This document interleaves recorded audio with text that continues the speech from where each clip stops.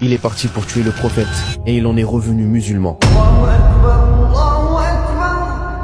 Il était l'un des plus redoutés de la Mecque. Omar ibn al-Khattab, grand, fort, fier. Quand il marchait, les gens s'écartaient. Quand il parlait, on se taisait. Et pourtant, à cette époque, il détestait l'islam. Oui, il le haïssait. Parce qu'à ses yeux, l'islam divisait les familles, insultait les idoles et menaçait l'ordre ancien. Un jour, il en a eu assez. Assez d'entendre le nom de Mohammed sallallahu alayhi wa sallam.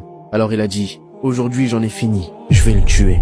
Son épée pendait à sa hanche. Son regard brûlait de colère. Il avançait dans les ruelles de la Mecque, le pas lourd, le souffle court, le cœur plein de haine. Mais Allah avait écrit une autre histoire. En chemin, un homme le croise. Où vas-tu, Omar? Il répond, je vais tuer Mohammed. L'homme lui dit, avant de t'occuper de lui, occupe-toi donc de ta propre maison. Ta sœur et ton beau-frère ont embrassé l'islam. Omar s'arrête, net. Son sang se glace. Sa sœur, impossible. Il tourne les talons. Et cette fois, ce n'est plus vers la maison du prophète qu'il marche, mais vers celle de sa sœur. Il frappe à la porte. Fort, très fort. À l'intérieur, il récite le Coran. Des versets nouveaux descendus sur le prophète. Omar entre furieux. Qu'est-ce que c'était ce bruit? Son beau-frère tente de le calmer. Omar le frappe. Sa sœur se jette entre eux. Et sa main sans réfléchir la blesse aussi. Le sang coule. Et là il la regarde. Le visage de sa sœur couvert de rouge. Mais son regard calme.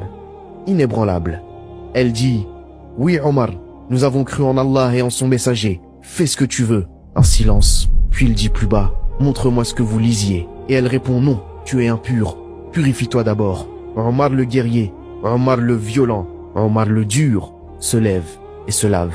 Puis prend le parchemin et lit. Taha, nous n'avons pas fait descendre le Coran sur toi pour que tu sois malheureux, mais comme un rappel pour celui qui craint Allah. Le temps s'arrête. Ses yeux se mouillent. Ce n'est plus la colère qu'il ressent, c'est la vérité.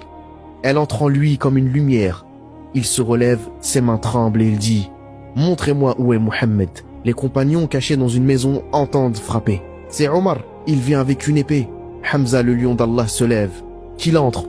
S'il vient pour le bien, on l'accueille. S'il vient pour le mal, on le tuera avec sa propre épée. La porte s'ouvre. Omar entre. Le prophète sallallahu alayhi wa sallam se lève, le fixe et lui dit, oh Omar, n'est-il pas temps pour toi d'accepter l'islam? Et là Omar dit, j'atteste qu'il n'y a de Dieu qu'Allah et que tu es le messager d'Allah. Les murs vibrent, les compagnons crient, Allahu Akbar, et les ruelles de la Mecque tremblent, comme si le monde venait de changer. Ce jour-là, l'homme qui voulait tuer le prophète devient son plus fidèle défenseur. Et des années plus tard, cet homme deviendra le deuxième calife de l'islam, un symbole de justice, de force et de foi. Omar ibn Khattab, celui qui est entré avec la colère, en est sorti avec la lumière.